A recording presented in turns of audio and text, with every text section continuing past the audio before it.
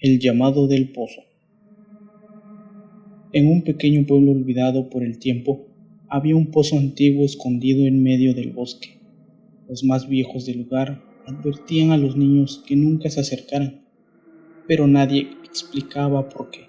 Solo decían: el pozo llama a los que lo escuchan. La historia comenzó con Emiliano, un joven que amaba explorar lugares abandonados. Una tarde, justo antes de que el sol cayera, decidió ir al pozo de aquel que tanto se hablaba. Lo encontró cubierto de musgo, una cadena oxidada colgando del cubo. Contra toda advertencia se inclinó sobre el borde y lanzó una piedra al fondo. Pero en lugar del eco seco que esperaba, escuchó algo mucho peor. Un susurro profundo, como si alguien desde las profundidades dijera su nombre.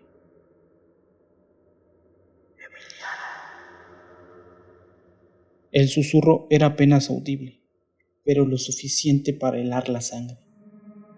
Pensó que le había sido su imaginación, pero cuando comenzó a alejarse, el susurro continuó.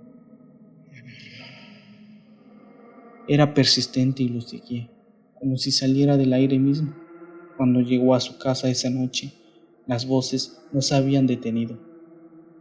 Al contrario, se hicieron más claras. Emiliano.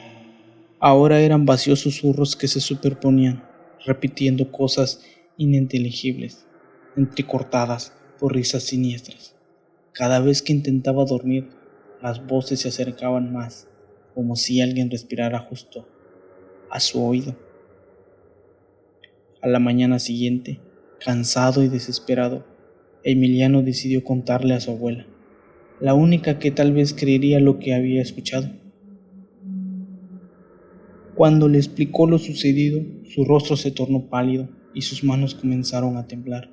Con un hilo de voz le dijo: ¿no escuchaste el eco del pozo? ¿Escuchaste a los que se cayeron y nunca regresaron? Esa noche, las voces cambiaron. Ya no solo susurraban su nombre, ahora pedían que él fuera al pozo. Ven con nosotros. La voz no era humana.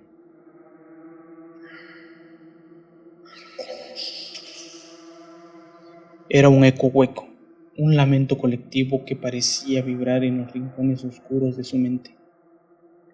El sueño se convirtió en un enemigo imposible. Cada vez que cerraba los ojos, veía imágenes de personas atrapadas en las paredes del pozo, con sus uñas desgarrando la piedra en un intento inútil por escapar. Sus rostros estaban desfigurados por la desesperación, pero en todos ellos había algo en común. Una sonrisa enferma, como si disfrutaran del sufrimiento. A los pocos días, Emiliano ya no podía distinguir si estaba despierto o soñando. Escuchaba las voces incluso a plena luz del día. Los susurros le prometían alivio si regresaba al pozo. Si saltaba, si se entregaba a ellos. Desesperado, un amanecer decidió acabar con todo y fue al bosque. Al llegar, sintió que el aire se volvía denso y frío. El pozo lo esperaba. Emiliano se asomó una vez más y vio algo que no había notado antes. Una sombra al fondo, algo que se movía. Entonces, la cadena oxidada comenzó a crujir, como si alguien desde las profundidades tirara de ella. Y ahí estaba. La cuerda tensa y temblorosa subía sola hasta emerger del pozo, con un cubo lleno de agua negra. Pero en la superficie del agua, Emiliano vio su propio rostro, sonriendo de una manera que él jamás había sonreído. Era su reflejo, pero algo en los ojos del otro Emiliano no estaban bien. Ese reflejo lo miraba con hambre. Con una última carcajada macabra, su otro yo dijo: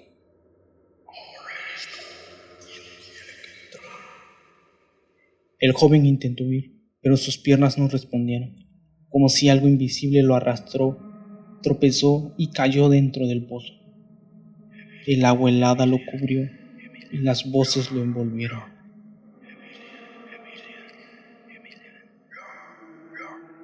Sintió como manos frías lo aferraban desde el fondo, llevándolo cada vez más abajo, mientras un día escuchó por última vez los susurros.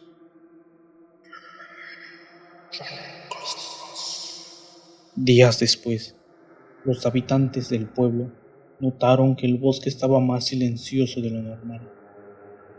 Nadie volvió a ver a Emiliano. Sin embargo, algunos juran que si te acercas al pozo en la noche, puedes escuchar una voz débil que repite los nombres de los que pasan cerca. Y si alguna vez escuchas el tuyo, será demasiado tarde, porque el pozo nunca se queda vacío.